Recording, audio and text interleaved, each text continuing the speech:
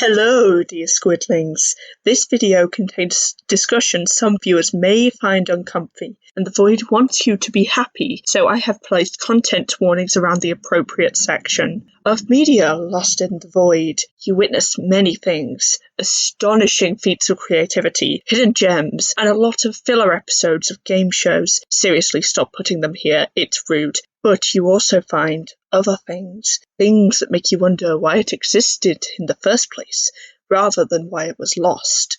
For this video, I'm going to use a looser definition of lost, as these examples are often less lost than locked up in a vault somewhere because someone realised that what they made was an affront to taste, or alternatively, copyright disputes, or alternatively, both. The Cure for Insomnia was released in 1987 and was 87 hours long, making it the longest film ever made at that time, and it held the record until 2003, at which point it lost the record to Beijing 2003. It apparently consisted of an actor reading a 4,080-page poem spliced with shots of porn and heavy metal. You may be wondering, why the fuck would anyone make a film that's over 3.5 days long?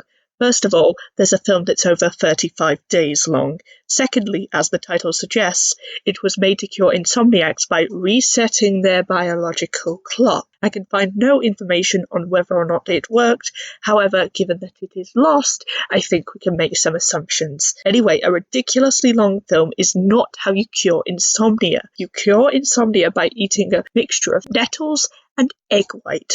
Obviously, there is also a hemlock potion that can help you sleep. I've heard mixed reviews. The film was never released on VHS and was only ever screened at the School of Art in Chicago for 4 days. There are also a few unconfirmed claims on IMDb and Google audience reviews from people who say they've seen it, so maybe it's still out there, but for now, it is lost.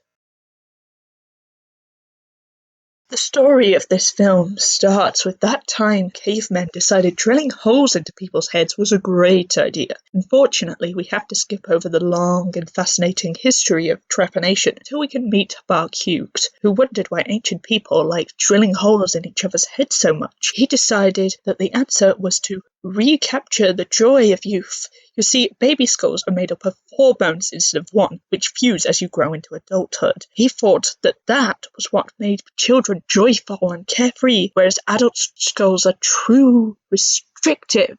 Again, that is an absurd medical theory. The reason children are generally cheerful is because when you are young, you have lots of blood, which makes you sanguine. That's just science. He then came up with a concept called blood-brain volume, which was apparently inspired by a guy who got high by standing on his head. So, with this genius and scientific theory, he spent 2 years looking for a doctor who would perform the procedure on her. Not agreed, so he decided to do it himself. After 45 minutes, he was finished and revealed his achievement to a crowd in Amsterdam. Anyway, some people were inspired by this act. Most importantly for our story, this included Amanda Fielding. She decided to not only make a hole in her skull, but also to make a documentary about it, Heartbeat on the Brain. It consisted of her performing the procedure and also shots of her bird, possibly to stop the audience from passing out. Its first known public screening was in 1978, during which the measures against fainting failed on at least one audience member. Then, in 1998, a documentary about the documentary was released called A Hole in the Head, which included the only publicly available clips of the film. Then, in 2011, it turned out the Institute of Contemporary Arts in London had the film, and they screened it. And as for Amanda Fielding, she ran for a seat in the House of Commons in an attempt to get on-demand trepanation available on the NHS for anyone who wants it. Twice. She received a grand total of 188 votes, so sorry to any disappointed trepanation fans, you'll not be able to get one. Him, also known as the Gay Jesus porn film, was a 1974 film about a man who fantasized about having sex with Jesus. The film had a surprisingly large screening for a film with such an unusual premise. Its original screening in York lasted for 2 months, and repeatedly came back to the theatre as well as having screenings in other cities, so clearly people wanted to see it. However, for a long time it was believed that this film never really existed. You see, in 1980, a conservative man wrote a book called The Golden Turkey Awards, in which this book was featured.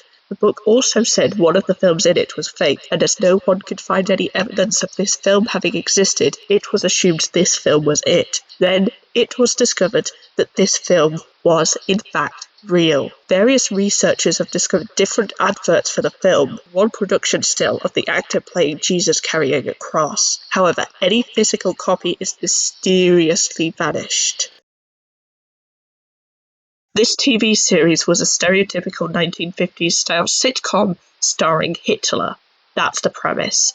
It was released in 1990, and the first episode was extremely negatively received. You're shocked, I can tell. In addition to being offensive, it was spectacularly unfunny and boring to the point where I couldn't even muster up the effort to be offended. Also, the opening titles are really annoying. As for the lost media, the show was immediately cancelled due to the negative reception, leaving 8 filmed episodes in a vault. The YouTuber Paul Carmichael has copies of the master tapes, but he's waiting for permission to leak them, permission that doesn't seem to be coming. The pilot, however, is freely available online. Dear gods, where do I start with this one? Okay, this film was about a clown who was forced to entertain Jewish children in Auschwitz. I won't go into any more details of the plot because even I find it uncomfortable. I read the list of unusual deaths on Wikipedia for fun. What I will talk about is the production. This was written by Joan O'Brien and Charles Denton, with Jerry Lewis directing. The script had been floating around in Hollywood for 10 years before Lewis got it. Anyway, equipment was lost and they ran out of money multiple times, leading for Lewis to pay for it out of his own money. Then the rights expired, and after people couldn't come to an agreement, Lewis tried to leave the film but stayed on because the producer threatened to sue him for breach of contract. Anyway, after that mess, the film was completed enough to be edited together, and Jerry Lewis locks it away, partly because he realised that the story was questionable and partly due to legal issues. In 2015, he donated it to the American Library of Congress under the condition that it wouldn't be released for another 10 years. A few people apparently have seen it, and they tend to disagree on the quality. Some saying it's utterly tasteless, some saying that it's actually great. So, while the void is a place of freedom and acceptance, it can also be a place of terror. Be careful how you tread.